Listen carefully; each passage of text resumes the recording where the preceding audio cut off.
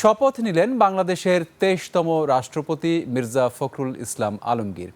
সন্ধ্যা 7:30টায় তাকে শপথ পড়ান জাতীয় সংসদের ভারপ্রাপ্ত স্পিকার কায়সার কামাল। রাষ্ট্রপতি হিসেবে শপথ নেওয়ার পর মির্জা ফখরুল ইসলাম আলমগীর নবনিযুক্ত ৪ মন্ত্রী ও ২ প্রতিমন্ত্রীকে শপথ পাঠ করান। শফিকুল ইসলামের রিপোর্ট।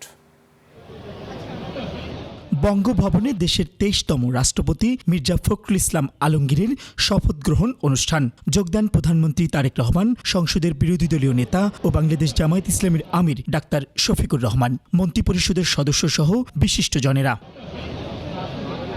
জাতীয় সঙ্গীত ও পবিত্র কোরআন তিলাওয়াতের মধ্য দিয়ে শুরু হয় শপথ অনুষ্ঠান।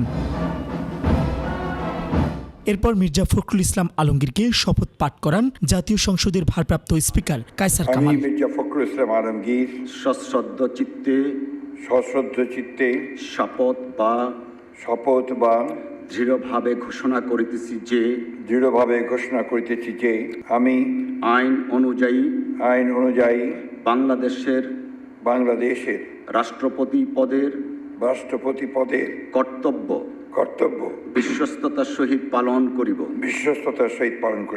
নতুন রাষ্ট্রপতি মির্জা ফখরুল ইসলাম আলমগীরকে শুভেচ্ছা জানান ভারপ্রাপ্ত রাষ্ট্রপতি হাফিজ উদ্দিন আহমেদ।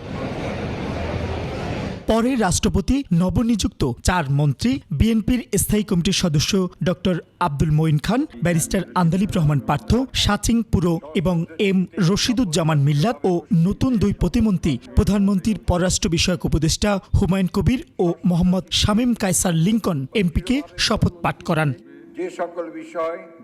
শফিকুল ইসলাম, ২১ টেলিভিশন, ঢাকা।